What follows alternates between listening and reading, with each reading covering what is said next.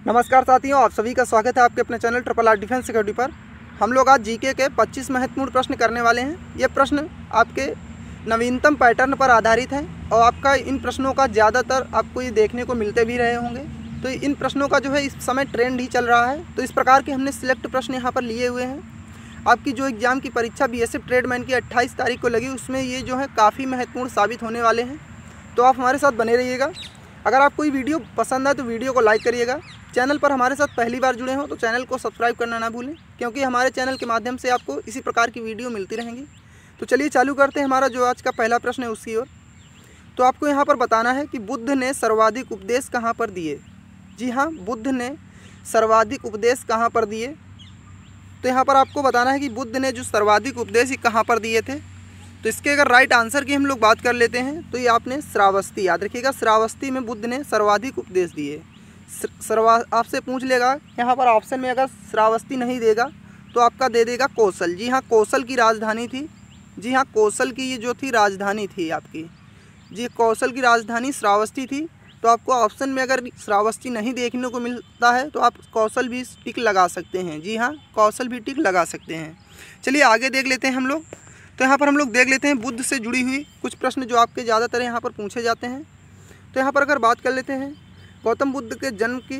जी हाँ, जन्म की अगर बात करते हैं, जी हाँ जन्म की अगर बात करते हैं तो इनका जन्म जो हुआ था ये 563 ईसा पूर्व। जी हाँ, 563 ईसा पूर्व गौतम बुद्ध की अगर जन्म की बात करते हैं। और इनका जन्म कहाँ पर हुआ था तो ये लुम्बिनी, याद रखिएगा, लुम्बिनी में इनका जन्म हुआ था। आपसे पूछ लेगा कि गौतम बुद्ध का जन्म स्थान कहाँ पर है, तो आपको बताना होगा कि लुम्बिनी। जी हाँ, लुम्बिनी में इनका जन्म हुआ था। और यहाँ पर आपसे पूछ लेगा कि इनको जो ज्ञान की प्राप्ति कहाँ पर हुई थी। तो ज्ञान प्राप्ति की अगर बात कर लेते हैं, जी हाँ ज्ञान प्राप्ति, ज्ञान अगर प्राप्ति की बात करते हैं तो ज्ञान प्राप्ति की अगर हम लोग बात करेंगे तो इनको बोध गया में ज्ञान प्राप्त हुआ था। जी हाँ, बोध गया। आप लोग ये पॉइंट ध्यान से देखिएगा, क्योंकि यहाँ पर एग्जाम में यहाँ से प्रश्न आपके ज़्यादातर पूछे जाते हैं। तो गौतम बुद्ध से जो भी जुड़े हुए प्रश्न महत्वपूर्ण हैं वो यहाँ से ज़्यादातर पूछे ही जाते हैं। अगर बात कर लेते हैं इनका जो प्रथम उपदेश इन्होंने कहाँ पर दिया था तो ये सारनाथ, याद रखिएगा, सारनाथ में इन्होंने अपना प्रथम उपदेश दिया था। जी हाँ, सारनाथ में इन्होंने अपना प्रथम उपदेश दिया था। और यहाँ पर आपसे पूछ लेगा कि इनके जो प्रथम उपदेश देने की घटना क्या थी, तो उसको धर्मचक्र प्रवर्तन, जी हाँ धर्मचक्र प्रवर्तन कहा जाता है। अगर इनसे आपसे पूछेगा यहाँ पर कि इनके जो प्रथम गुरु कौन थे, तो प्रथम गुरु जो इनके थे अलार कलाम। जी हाँ, अलार कलाम। आपसे डायरेक्टली पूछ लेगा कि इनके जो गुरु का नाम क्या था, तो अलार कलाम। जी हाँ, अलार कलाम। यहाँ पर अगर बात कर लेते हैं इनकी मृत्यु की, तो इनकी मृत्यु जो थी ये 483 ईसा पूर्व, 483 ईसा पूर्व इनकी मृत्यु हुई थी। और इसको क्या कहते हैं, तो इसे कहते हैं महापरिनिर्वाण। याद रखिएगा, महापरिनिर्वाण इस घटना को कहते हैं, इनकी मृत्यु की घटना को। तो चलिए आगे देख लेते हैं। हमारा जो अगला प्रश्न है, आपको बताना है सांख्य दर्शन के प्रवर्तक कौन हैं। जी हाँ, सांख्य दर्शन के जो प्रवर्तक कौन हैं। तो यहाँ पर अगर बात कर लेते हैं सांख्य दर्शन की, तो सांख्य दर्शन के जो प्रवर्तक हैं ये आपके हैं कपिल मुनि, यानी ऑप्शन नंबर ए बिल्कुल राइट आंसर होगा, कपिल मुनि। जी हाँ, कपिल मुनि जो हैं ये सांख्य दर्शन के प्रवर्तक हैं। यहाँ पर आपसे एक दो पॉइंट यहाँ से जुड़े हुए और पूछ लेगा कि न्याय दर्शन। जी हाँ, अगर न्याय दर्शन की बात करते हैं तो न्याय दर्शन की आपके कौन थे, तो न्याय दर्शन के गौतम, महर्षि गौतम जो ये न्याय दर्शन प्रवर्तक था उसके ये प्रवर्तक थे, याद रखिएगा, न्याय दर्शन के। वहीं अगर आपसे पूछ लेगा योग दर्शन, जी हाँ योग दर्शन, आपसे यहाँ से भी प्रश्न पूछ सकता है कि योग दर्शन के प्रतिपादक कौन थे, तो ये आपके पतंजलि। जी हाँ, पतंजलि। जी हाँ, पतंजलि जो थे ये योग दर्शन के आपके प्रतिपादक थे। चलिए आगे देख लेते हैं। हमारा अगला क्वेश्चन जो है, आपको बताना है महात्मा बुद्ध का महापरिनिर्वाण कहाँ पर हुआ था। तो अभी आपको हमने बताया कि महापरिनिर्वाण किस घटना को कहते हैं, तो मृत्यु की घटना। जी हाँ, मृत्यु की घटना को क्या कहते हैं, महापरिनिर्वाण। तो आपको बताना है कहाँ पर हुआ था, इनकी मृत्यु जो कहाँ पर हुई थी। तो मृत्यु की अगर बात कर लेते हैं तो इनकी मृत्यु जो हुई थी कुशीनगर, उसी घटना को क्या कहते हैं, तो उसी घटना को कहते हैं महापरिनिर्वाण, याद रखिएगा। और इन्होंने जो प्रथम अपना ज्ञान दिया था सारनाथ में, तो उसको क्या कहते हैं, उस घटना को धर्मचक्र प्रवर्तन। चलिए आगे देख लेते हैं। हमारा अगला क्वेश्चन जो है आपको बताना है, किस अधिनियम को काला बिल के नाम से जाना जाता है। जी हाँ, काला बिल के नाम से किस अधिनियम को जाना जाता है? तो काला बिल की अगर बात कर लेते हैं, रॉलेट एक्ट। जी हाँ, रॉलेट एक्ट अधिनियम को काला बिल के नाम से जाना जाता है, याद रखिएगा आप लोग। चलिए आगे देख लेते हैं हमारा जो अगला क्वेश्चन है उसकी ओर। आपको बताना है, पृथ्वी 1 घंटे में कितने डिग्री देशांतर घूमती है। तो यहाँ पर अगर बात करते हैं पृथ्वी की, तो पृथ्वी जो है 1 घंटे में 15 डिग्री देशांतर आपका मूव करती है, यानी घूमती है, याद रखिएगा आप लोग। चलिए आगे देख लेते हैं हमारा जो अगला क्वेश्चन है। काफ़ी बार एग्जाम में ये क्वेश्चन आपका पूछा गया है, तो आपको याद रखना है कि शिक्षा का अधिकार, सूचना का अधिकार, ये आपको याद रखना है, और वन्य जीव संरक्षण अधिनियम का जो अधिकार है उसको भी आप लोग याद कर लीजिएगा। तो यहाँ पर आपको बताना है कि सूचना का अधिकार अधिनियम किस वर्ष पारित किया गया। जी हाँ, सूचना का अधिकार जो अधिनियम है किस वर्ष पारित किया गया, तो ये आपका 2005 में पारित किया गया था, सूचना का अधिकार, याद रखिएगा, सूचना का अधिकार। चलिए आगे देख लेते हैं हमारा जो अगला क्वेश्चन है उसकी ओर। आपको बताना है कि सांची का स्तूप किसने बनवाया था। जी हाँ, सांची का स्तूप जो है किसने बनवाया था। तो यहाँ पर अगर सांची के स्तूप की बात कर लेते हैं तो ये अशोक ने बनवाया था, याद रखिएगा, अशोक ने बनवाया था। और यहाँ पर अगर बात कर लेते हैं ये कहाँ पर स्थित है, तो ये आपका मध्य प्रदेश में स्थित है। सांची का स्तूप जो है मध्य प्रदेश में स्थित है। और यहाँ पर आपसे एक घटना और इनसे जुड़ी पूछ सकता है कि इन्होंने कलिंग का युद्ध जो था कब लड़ा था। जी हाँ, कलिंग का युद्ध, कलिंग का युद्ध इन्होंने कब लड़ा था, तो 261 ईसा पूर्व, याद रखिए 261 ईसा पूर्व में इन्होंने कलिंग का युद्ध लड़ा था। जी हाँ, कलिंग का युद्ध की अगर बात करते हैं तो इन्होंने 261 ईसा पूर्व कलिंग का युद्ध लड़ा था। चलिए आगे देख लेते हैं। आपको बताना है, राज्यों के गवर्नर यानी राज्यपाल अपने आचरण के लिए किसके प्रति उत्तरदायी होंगे।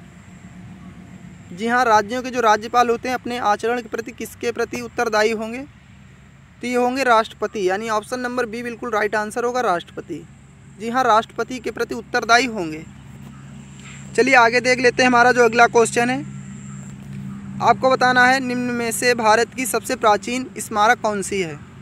जी हाँ, आपको प्राचीन स्मारक बताना है।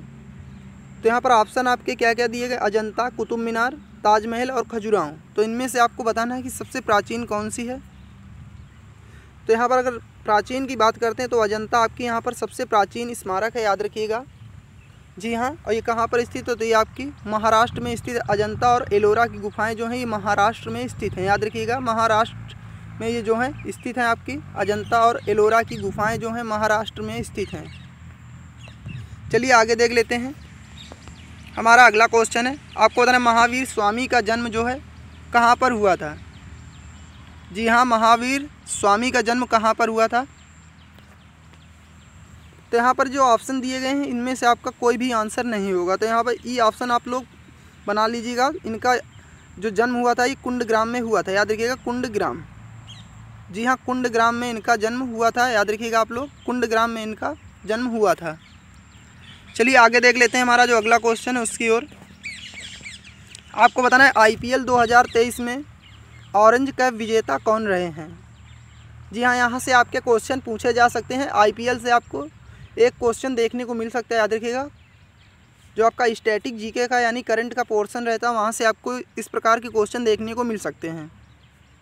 तो यहाँ पर अगर बात कर लेते हैं ऑरेंज कैप की विजेता के, तो ऑरेंज कैप के जो विजेता रहे हैं 2023 में, तो ये आपके शुभमन गिल रहे हैं, याद रखिएगा। आपसे पूछ लेगा कि शुभमन गिल जो हैं ये किस टीम से थे, तो ये गुजरात टाइटंस, याद रखिएगा, गुजरात से थे, यानी गुजरात टाइटंस थे। आपसे पूछ लेगा कि 2023 में विजेता टीम कौन रही, तो ये आपकी चेन्नई सुपर किंग, ये आपकी चेन्नई सुपर किंग रही है विजेता। अगर बात कर लेते हैं उप विजेता की, तो विजेता जो आपकी रही है गुजरात टाइटंस रही है। इनके कप्तान भी आपसे पूछे जा सकते हैं। तो यहाँ पर चेन्नई के कप्तान जो थे ये महेंद्र सिंह धोनी थे। जी हाँ, और अगर गुजरात की बात कर लेते हैं तो गुजरात के जो कप्तान थे ये आपके हार्दिक पांड्या थे। यहाँ पर आपसे पूछा जा सकता है कि 2023 में जो IPL में कितनी टीमों ने भाग लिया, तो आपकी 10 टीमों ने भाग लिया था, याद रखिए कि 10 टीमों ने यहाँ पर भाग लिया था। चलिए आगे देख लेते हैं हमारा जो अगला क्वेश्चन है उसकी ओर। आपको बताना है, यक्षगान किस राज्य का लोक नृत्य है। जी हाँ, यक्षगान किस राज्य का लोक नृत्य है। तो यहाँ पर अगर बात कर लेते हैं यक्षगान की, तो यक्षगान जो है कर्नाटक का लोक नृत्य है, याद रखिएगा। ऑप्शन ए बिल्कुल राइट आंसर होगा, कर्नाटक। चलिए आगे देख लेते हैं हमारा जो अगला क्वेश्चन है उसकी ओर। आपको बताना है किस कोशिकांग को कोशिका का पावर हाउस कहा जाता है। जी हाँ, किस कोशिकांग को कोशिका का पावर हाउस कहा जाता है। तो यहाँ पर अगर बात कर लेते हैं माइटोकॉन्ड्रिया। जी हाँ, माइटोकॉन्ड्रिया जो है इसको कहा जाता है कोशिका का पावर हाउस, याद रखिएगा। इसे जो है कोशिका का पावर हाउस कहा जाता है।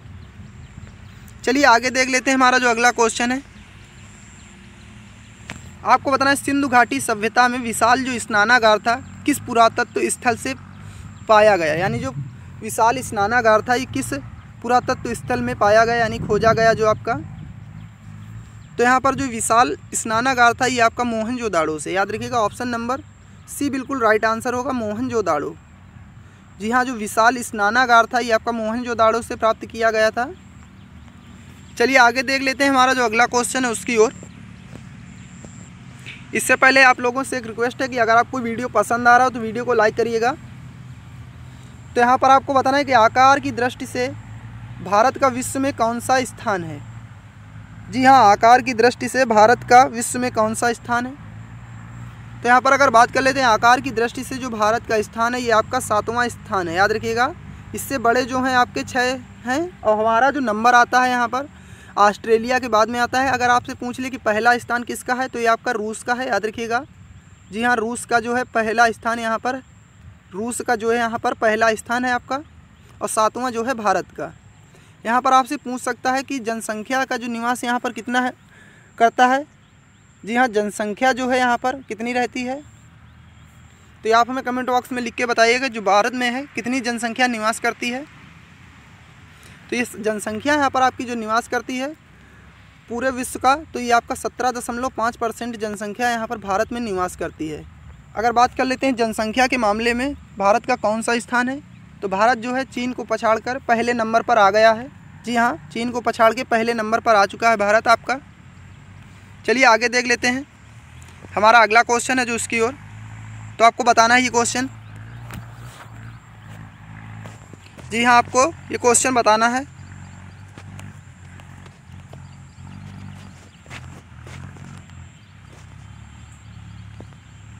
तो हमारा अगला क्वेश्चन जो है इसको आपको बताना है कि भारतीय संसद का कौन सा सदन निम्न सदन कहलाता है। जी हाँ, कौन सा सदन जो है निम्न सदन के नाम से जाना जाता है। तो राइट आंसर की अगर बात कर लेते हैं लोकसभा। जी हाँ, लोकसभा को निम्न सदन के नाम से जाना जाता है। वहीं अगर उच्च सदन की बात करें तो ये आपका राज्यसभा को उच्च सदन के नाम से जाना जाता है। जी हाँ, राज्यसभा को उच्च सदन के नाम से जाना जाता है और लोकसभा को आपका निम्न सदन। चलिए आगे देख लेते हैं हमारा अगला क्वेश्चन जो है, मौर्य काल में शिक्षा का सर्वाधिक प्रसिद्ध केंद्र था। जी हाँ, मौर्य काल में जो शिक्षा का सर्वाधिक प्रसिद्ध केंद्र कौन था। तो यहाँ पर अगर बात कर लेते हैं मौर्य काल में शिक्षा को जो सर्वाधिक प्रसिद्ध क्षेत्र था यानी केंद्र था आपका, तो ये आपका था तक्षशिला, याद रखिएगा। ऑप्शन नंबर यहाँ पर सी बिल्कुल राइट आंसर होगा, तक्षशिला। तो आपको याद रखना है, इस प्रकार के क्वेश्चन जो है आपके ज़्यादातर पूछे जाते हैं एग्जाम में, याद रखिएगा आप लोग। चलिए आगे देख लेते हैं। आपको बताना है कोशिका भित्ति का सबसे छोटा सजीव कौन सा है। जी हाँ, कोशिका भित्ति का सबसे छोटा सजीव की अगर बात कर लेते हैं तो ये आपका हो जाएगा यहाँ पर जीवाणु, याद रखिएगा जीवाणु। इसके खोजकर्ता कौन है, तो ये आपके ल्यूवेन हॉक हैं, याद रखिएगा ल्यूवेन हॉक इसके जो हैं खोजकर्ता हैं। आपसे पूछ लेगा यहाँ पर कि जीवाणु के खोजकर्ता कौन है, तो ये ल्यूवेन हॉक हो जाएंगे। चलिए आगे देख लेते हैं हमारा अगला क्वेश्चन जो है। आपको बताना है जठर रस स्रावित होता है। जी हाँ, जठर रस जो है ये कहाँ से स्रावित होता है, तो ये आपका स्रावित होता है अमाशय से, याद रखिएगा। ऑप्शन नंबर ए बिल्कुल राइट आंसर होगा, अमाशय। जी हाँ, जठर रस जो है आपका ये अमाशय से स्रावित होता है। चलिए आगे देख लेते हैं। आपको बताना है यहाँ पर संविधान के अनुसार हमारे देश का नाम क्या है। जी हाँ, संविधान के अनुसार हमारे देश का नाम क्या है, तो यहाँ पर हमारे देश का जो नाम है इंडिया जो भारत, यानी इंडिया अर्थात जो भारत है। ऑप्शन बी बिल्कुल राइट आंसर होगा। और ये किस में कहा गया, तो ये अनुच्छेद 1 में कहा गया है कि जो हमारे देश का नाम है, यहाँ पर याद रखिएगा हमारे देश का नाम जो है भारत होगा, यानी इंडिया अर्थात भारत होगा। तो अनुच्छेद 1 में आपका कहा गया है।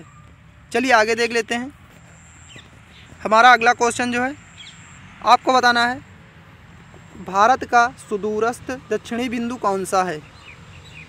जी हाँ, दक्षिणी बिंदु कौन सा है जो आपका भारत का, तो इसका राइट आंसर की अगर बात कर लेते हैं तो ये आपका हो जाएगा इंदिरा पॉइंट, यानी ऑप्शन नंबर यहाँ पर सी बिल्कुल राइट आंसर होगा, इंदिरा पॉइंट। अगर बात कर लेते हैं उत्तरी बिंदु की तो उसका आंसर होगा इंदिरा कॉल। जी हाँ, इंदिरा कॉल जो है ये सब आपका उत्तरी बिंदु है। इंदिरा कॉल जो है ये आपका उत्तरी बिंदु है। दक्षिणी बिंदु की बात करें तो ये आपका इंदिरा पॉइंट है, और उत्तरी बिंदु अगर दक्षिणी बिंदु की अगर बात करें इंदिरा पॉइंट, और वहीं पर उत्तरी बिंदु जो आपका है इंदिरा कॉल है। चलिए आगे देख लेते हैं। हमारा अगला क्वेश्चन है आपको बताना है भारतीय पुरातत्व विभाग का जन्मदाता किसे कहा जाता है। जी हाँ, भारतीय पुरातत्व विभाग का जन्मदाता किसे कहा जाता है, तो ये आपका कहा जाता है अलेक्जेंडर कनिंघम को, यानी ऑप्शन ए बिल्कुल राइट आंसर होगा। तो भारतीय पुरातत्व विभाग के जन्मदाता थे आपके अलेक्जेंडर कनिंघम, याद रखिएगा अलेक्जेंडर कनिंघम जो थे। चलिए आगे देख लेते हैं। हमारा जो अगला क्वेश्चन है आपको बताना है भारत में कितने राज्य तटरेखा से लगे हुए हैं। जी हाँ, तटरेखा मतलब समुद्र की तट से लगे हुए कितने राज्य हैं, तो यहाँ पर अगर बात कर लेते हैं तटरेखा से लगे हुए राज्यों की, तो ये आपके 9 राज्य लगे हुए हैं। याद रखिएगा 9 राज्य जो यहाँ पर ये आपके लगे हुए हैं, बिल्कुल सी इसका राइट आंसर होगा। तो यहाँ पर हम लोग देख लेते हैं कि कौन कौन से आपके 9 राज्य यहाँ पर लगे हुए हैं। तो गुजरात, महाराष्ट्र, गोवा, कर्नाटक, केरल, तमिलनाडु, आंध्र प्रदेश, उड़ीसा, पश्चिम बंगाल। तो यहाँ पर आपसे क्वेश्चन पूछ लेगा कि इनमें से कौन सा राज्य है जिसकी सीमा जो है तटरेखा से लगी हुई नहीं है, तो आपको 3 ऑप्शन यहाँ से दे देगा और एक जो है आपका अलग से दे देगा। यहाँ पर आपसे एक प्रश्न और भी पूछ सकता है कि सबसे लंबी तटरेखा वाला राज्य कौन सा है। तो यहाँ पर अगर बात कर लेते हैं सबसे लंबी तटरेखा वाले राज्य की, तो ये आपका गुजरात हो जाएगा। वहीं अगर बात कर लेते हैं सबसे छोटी तटरेखा की, तो ये आपका गोवा है। जी हाँ, गोवा की जो है सबसे छोटी तटरेखा है। अगर वहीं दूसरे स्थान पर बात कर लेते हैं तो दूसरे स्थान पर आपका जो कौन सा है, तो ये आपका आंध्र प्रदेश है। अगर आपके ऑप्शन में दे दिया जाए कि सबसे लंबी तटरेखा वाला राज्य कौन सा है, तो आपको ऑप्शन में अगर गुजरात नहीं दिया जा रहा है तो आप आंध्र प्रदेश को टिक करेंगे। चलिए आगे देख लेते हैं। हमारा जो अगला क्वेश्चन है उसकी ओर आपको बताना है खेल दिवस कब मनाया जाता है। जी हाँ, खेल दिवस कब मनाया जाता है, तो ये आपका मनाया जाता है 29 अगस्त को। याद रखिएगा 29 अगस्त को आपका खेल दिवस मनाया जाता है। चलिए आगे देख लेते हैं। हमारा जो अगला क्वेश्चन है आपको बताना है ब्राह्मी लिपि को सर्वप्रथम किसने पढ़ा, यानी ब्राह्मी लिपि जो आपकी थी इसको सर्वप्रथम किसने पढ़ा था। तो जेम्स प्रिंसेस जो थे इन्होंने आपकी ब्राह्मी लिपि जो थी इसको आप पढ़ा था। याद रखिएगा जेम्स प्रिंसेस। चलिए आगे देख लेते हैं। हमारा अगला क्वेश्चन जो कि आज का लास्ट क्वेश्चन होगा आपको बताना है ब्लैक पैगोडा भारत के किस राज्य में स्थित है। जी हाँ, ब्लैक पैगोडा जो है भारत के किस राज्य में स्थित है, तो ये आपका कोणार्क उड़ीसा में स्थित है। याद रखिएगा ऑप्शन बी बिल्कुल राइट आंसर होगा। इसी को क्या कहते हैं, तो इसी को सूर्य मंदिर के नाम से जाना जाता है। याद रखिएगा सूर्य मंदिर आपसे पूछ सकता है या आपका ब्लैक पैगोडा। जी हाँ, सूर्य मंदिर या ब्लैक पैगोडा जो है ये आपका कोणार्क उड़ीसा में स्थित है। याद रखिएगा। तो आपको ये सेशन कैसा लगा आप हमें कमेंट बॉक्स में लिख के ज़रूर बताइएगा। अगर आपको वीडियो पसंद आया हो तो वीडियो को लाइक करिएगा, अपने दोस्तों तक ज़रूर शेयर करिएगा। तो इसी के साथ में जय हिंद, जय भारत।